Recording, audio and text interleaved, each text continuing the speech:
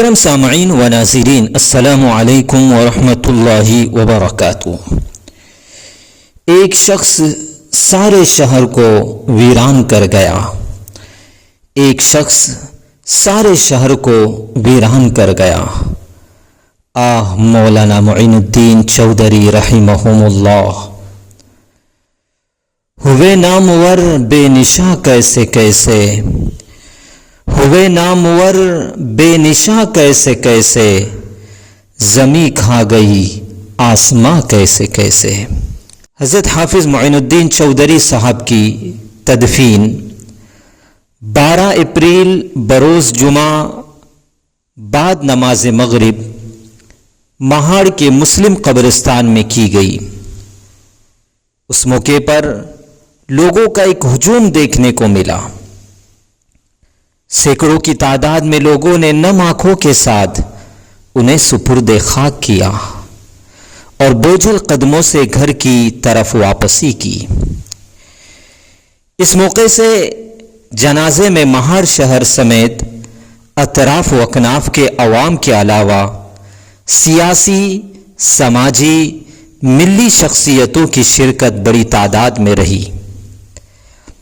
واضح رہے کہ گزشتہ 12 اپریل بروز جمعہ کو نہایت ہی افسوسناک خبر ملی کہ ہر دل عزیز معروف حافظ قرآن، روحانی و یونانی طبیب اور جمعیت علماء رائے گڑھ کے صدر حضرت حافظ معین الدین چودھری صاحب مختصر علالت کے بعد داعی اجل کو لبیک کہہ گئے۔ انا للہ و انا الیہ راجعون۔ حضرت موصوف جہاں ایک طرف پاک طینت، نیک خصلت، منکسر المزاج کے حامل شخصیت تھے، تو وہی دوسری طرف صاحب علم و فن، باکمال فاضل اور کہنہ مشق استاذ بھی تھے۔ قائم تمہاری ذات سے رشتہ نہ رکھ سکا، قائم تمہاری ذات سے رشتہ نہ رکھ سکا، شیشے کی اس گلاس میں دریا نہ رکھ سکا۔ مولانا مرحوم کو عوام و خواص میں قدروں کی نگاہ سے دیکھا جاتا تھا۔ موصوف خطے کوکن کے قدیم ترین حفاظ میں سے ایک تھے۔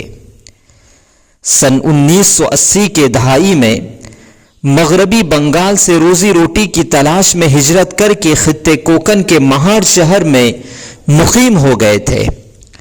یہاں کی فضا اتنی بھائی کہ تا حیات یہی کے ہو کر رہ گئے۔ آپ مہاڑ شہر کے مشہور روحانی عامل اور یونانی دوا فروش بھی ہے۔ آپ سے علاج کرا کے ہزاروں نا امید مریض شفایاب ہو کر خوشحال زندگی جی رہے ہیں۔ حضرت ایک تعلیمی شخصیت تھے۔ مہاڑ شہر کے قرب و جوار میں مکاتب دینیہ کے قیام کے لیے ہمہ وقت بے چین رہتے اور فرماتے کہ قرآن تعلیم کے ذریعے ہی ہم نسل نو کو کفر و ضلالت کے راہ خاردار سے بچا سکتے ہیں۔ اسی طرح آپ اصلاحی اور رفاہی کاموں کے لیے ہمہ وقت کوشاں رہتے تھے۔ مولانا مرحوم کی ہی ذات گرامی تھی جنہوں نے جمعیت علماء ہند کو رائے گڑھ میں متعارف کرایا اور خود تا حیات جمعیت علماء رائے گڑھ کے صدر کے عظیم الشان عہدے پر فائز رہے۔ آپ کی نگرانی اور رہنمائی میں جمعیت علماء رائے گڑھ نے بہت سے رفاہی کام انجام دیے، جن میں کوکن سیلاب متاثرین کی راحت رسانی سے لے کر جمعیت کے درجنوں اصلاحی اور فلاحی اجلاس کو کامیابی کے ساتھ منعقد کرنے کا کریڈٹ آپ کو ہی جاتا ہے۔ حضرت والا نہایت سنجیدہ مزاج، کم گو اور انقلابی فکر و نظر والی شخصیت تھے، جنہوں نے کوکن میں دینی اور اصلاحی کام اس وقت سے انجام دینے کا بیڑا اٹھایا تھا جس وقت خطے کوکن میں علماء کی تعداد، حفاظ کی تعداد نہ کے برابر تھی۔ آپ ہمیشہ سے مکاتب کی تعلیم کو مضبوط کرنے اور گھر گھر قرآنی تعلیمات کو عام کرنے کی فکروں میں رہتے۔ مولانا موصوف اپنے کام و کاج کے علاوہ خود پوری زندگی چھوٹے چھوٹے معصوم بچوں کو مکاتب میں قرآن سکھاتے رہے۔ آپ مہار شہر کی مشہور مسجد قدوسیہ مسجد کے اندر آپ بچوں کو مکتب پڑھاتے تھے۔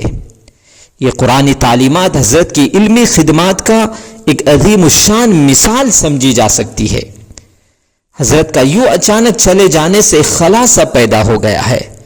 اللہ پاک ہم سب کو مولانا مرحوم کا نعم البدل عطا فرمائے۔